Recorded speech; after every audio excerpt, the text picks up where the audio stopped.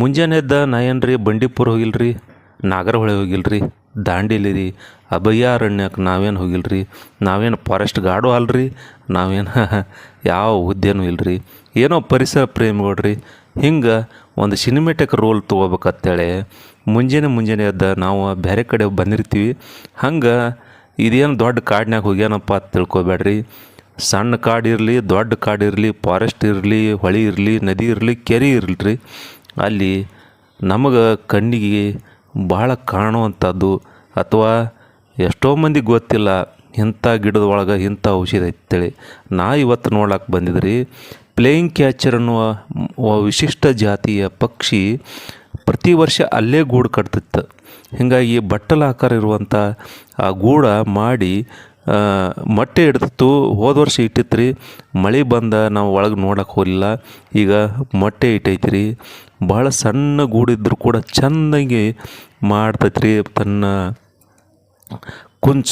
ಚುಂಚದದೊಂದಿಗೆ ಎರಡು ಕೂಡಿ ಜೋಡಿಯಾಗಿ ಒಂದು ಬಟ್ಟಲ ಆಕಾರ ಮಾಡಿ ಅಷ್ಟು ಹಗುರ ಐತ್ರಿ, ಅಷ್ಟು ಸೂಕ್ಷ್ಮ ಇರತ್ತಿ. ಜೇಡರ ಬಲಿಯ ಎಳೆಗಳನ್ನು ತಂದು ತನ್ನ ಗೂಡು ಕಟ್ತೈತಿ. ಭಾಳ ವಿಶೇಷ ರೀ.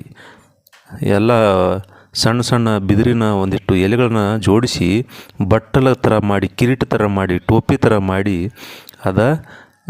ಮೇಲೆಲ್ಲ ಜೇಡರ ಬಲಿಯ ಒಂದೊಂದು ಎಳೆಗಳನ್ನ ತಂದು ಹೆಣದ ಅಗದಿ ಗಾದಿ ಥರ ಮಾಡಿ ತನ್ನ ಮೊಟ್ಟೆ ಮರಿಗೆ ಕಾವು ಕೊಟ್ಟು ಮರಿ ಮಾಡ್ತೈತಿ. ಈ ಸಲ ಬ್ಯಾಸಿಗೆ ಐತಿ ಅಂತ ಕಾಣ್ತೈತಿ ರೀ. ಹೀಗಾಗಿ ಕೆಳಗೆ ಹಾಕೈತಿ ಗೂಡ. ಅದಕ್ಕೆ ನೋಡ್ಲಕ್ಕೆ ಬಂದನ್ರಿ. ಹೋದ ವರ್ಷ ತೋರ್ಸ್ಲಕ್ಕಾಗಲಿಲ್ಲ ಮರಿ ಹೆಂಗೆ ಆಗ್ತೈತಿ ಹೆಂಗಿಲ್ಲ. ಈಗ ಮಟ್ಟಿ ನೋಡ್ರಿ, ಅದನ್ನು ನಿಮಗೆ ತೋರ್ಸ್ಲಕ್ಕೆ ಬಂದನ್ರಿ. ಅದಕ್ಕೆ ಗೊತ್ತಾಗತ್ತೆ ರೀ. ಇನ್ನು ಪಕ್ಷಿ ಹಾರೋದು ಹೋದ ವರ್ಷ ತೋರಿಸಿನೂ ಈಗ ಇದನ್ನೊಂದು ನೋಡ್ಕೊಂಡು ಬಿಡ್ರಿ ಹೆಂಗೆ ಕಟ್ತಾವ. ಎಷ್ಟು ಸೂಕ್ಷ್ಮ ಎಳೆಯನ್ನು ತೊಗೊಂಡು ಬರ್ತಾವಂದ್ರೆ ಹೆಂಗೆ ಕಣ್ಣಿಗೆ ಕಾಣ್ತಿರ್ಬೇಕು, ಎಷ್ಟು ಸಲ ಹಿಡ್ಕೊಂಡು ಬಂದಿರಬೇಕು, ಎಷ್ಟು ದಿನ ಅದು ನೇಯ್ದಿರಬೇಕು. ಹಾಂ ರೀ, ವಿಚಿತ್ರ ಅನಿಸ್ತೈತೆ ಅಲ್ರಿ. ಒಂದು ಮನೆ ಕಟ್ಬೇಕಾದ್ರೆ ನಮಗೆ ಸಾವಿರಾರು ಮಂದಿ ಬೇಕು.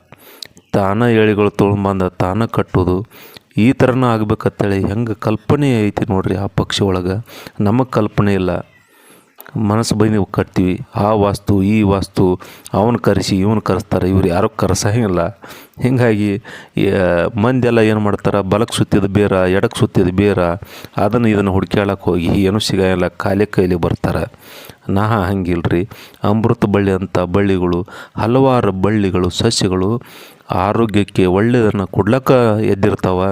ಅದು ಕಸಾತ್ ನೋಡ್ತೀವಿ. ಎಷ್ಟೋ ಮಂದಿ ಕಾಲಾಗ ತುಳಿದು ಹೋಗ್ತಾರೆ. ಎಷ್ಟೋ ಮಂದಿ ಇದು ಗಿಡದ ಹೆಸರನ್ನ